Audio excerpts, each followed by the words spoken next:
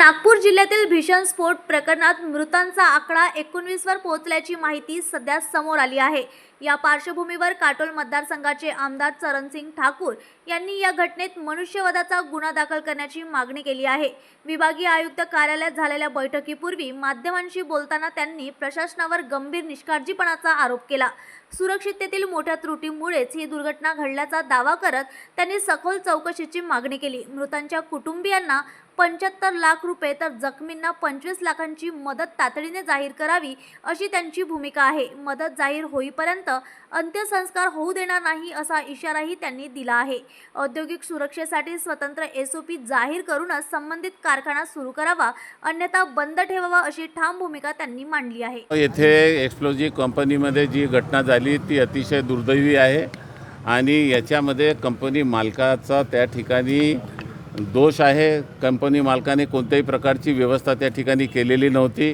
2025 मध्ये त्या ठिकाणी घटना झाली होती, तेव्हाच त्यांना सूचना करण्यात आलेली होती की सगळ्या प्रकारच्या व्यवस्था केल्याशिवाय आणि जे मजूर त्या ठिकाणी कामावर येतात त्यांना त्या ठिकाणी प्रशिक्षण दिल्याशिवाय त्यांना त्या ठिकाणी कामावर लावू नये, कारण की हे अतिशय दुर्दैवी घटना जी आहे ती कालची आहे। आणि म्हणून माझा सगळ्यात पहिला प्रश्न आहे की कंपनी मालकावर मनुष्यवधाचा त्या ठिकाणी गुन्हा दाखल केल्याशिवाय दुसरा कोणताही त्या ठिकाणी त्याला सवलत देण्यात येऊ नये, त्याच्यावर तो गुन्हा दाखल झाला पाहिजे। आणि जे मृत कुटुंब आहे त्यांच्या कुटुंबियांना 75 लाख रुपयाची मदत दिली गेली पाहिजे। जे दवाखान्यामध्ये आहे तेही मरणासन्न अवस्थेमध्ये काही पेशंट आहेत, त्यांनाही त्याच पद्धतीची मदत त्या ठिकाणी दिल्या गेल्या पाहिजे।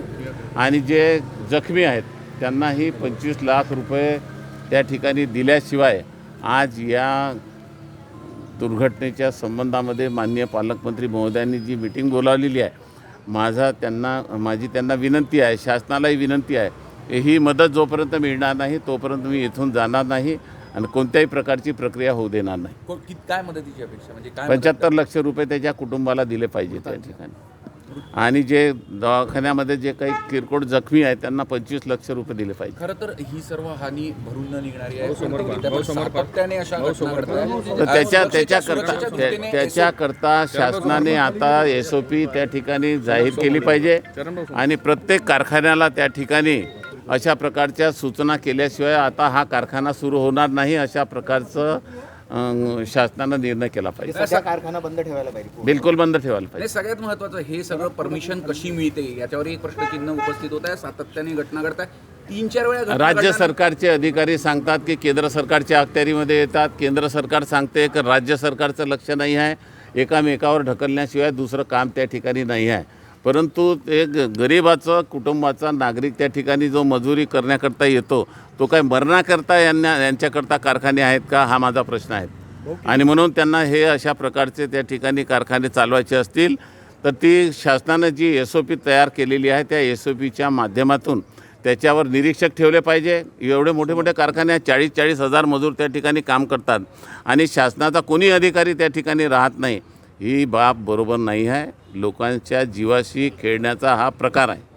अंत्यसंस्कार कधी होणार आहे की मदत मिळेपर्यंत तुम्ही होऊ देणार नाही? मदत मिळेपर्यंत मी नाही होऊ देणार। भाऊ त्या ठिकाणी ॲम्ब्युलन्स नव्हती, अग्निशामक नव्हतं, काहीच नव्हती, काहीच मोठा एक्सप्लोजिव्ह असतात, हे सगळं अपेक्षितच आहे, बिलकुल काहीच नव्हतं त्या ठिकाणी। आणि 12-12, 13-13 किलोमीटरवर अंतरावर त्या ठिकाणी त्या स्फोटाचा आवाज होतो। त्यांनी 2 दिवस जो पहिले माल तयार केला होता तो माल त्याच ठिकाणी होता, नाही तर एवढा मोठा स्फोट होत नाही त्या ठिकाणी।